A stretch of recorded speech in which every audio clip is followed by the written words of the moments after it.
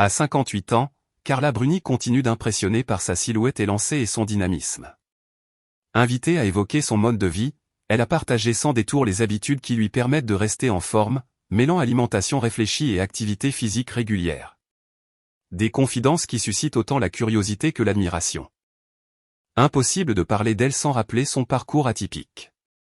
D'abord révélée comme l'un des mannequins les plus emblématiques des années 1990, elle a ensuite réussi une reconversion remarquée dans la musique, enchaînant albums et succès. Aujourd'hui encore, son allure naturelle et son élégance intemporelle continuent de fasciner. Mais derrière cette apparente facilité se cache une discipline bien ancrée. Contrairement à certaines idées reçues, Carla Bruni ne mise pas sur des méthodes extrêmes pour entretenir sa forme. Elle privilégie avant tout la constance et l'écoute de son corps. Lors d'une interview accordée à RTL en 2024, elle a révélé une habitude alimentaire peu conventionnelle, elle mange plusieurs fois par jour, parfois jusqu'à 6 petites portions. Cette approche lui permet d'éviter les fringales et de ne jamais ressentir une faim excessive au moment des repas. Une manière simple, mais efficace, de maintenir un équilibre sans frustration.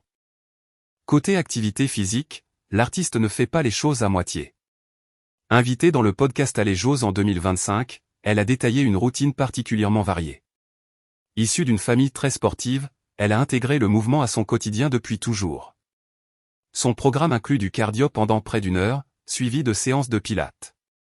Elle pratique également des disciplines comme la natation, la marche, le ski ou encore le jogging. Sans oublier l'elliptique, le renforcement musculaire et même des exercices inspirés du X-stand bar. Mais Carla Bruni ne se contente pas de parler sport et alimentation. Elle aborde aussi des sujets plus sensibles, comme l'évolution du corps avec l'âge. Elle évoque notamment les effets des changements hormonaux, expliquant que la prise de poids liée à la ménopause n'est pas anodine, mais correspond à une transformation de la répartition des graisses. Pour y faire face, elle adapte ses exercices, notamment en ciblant davantage la zone abdominale.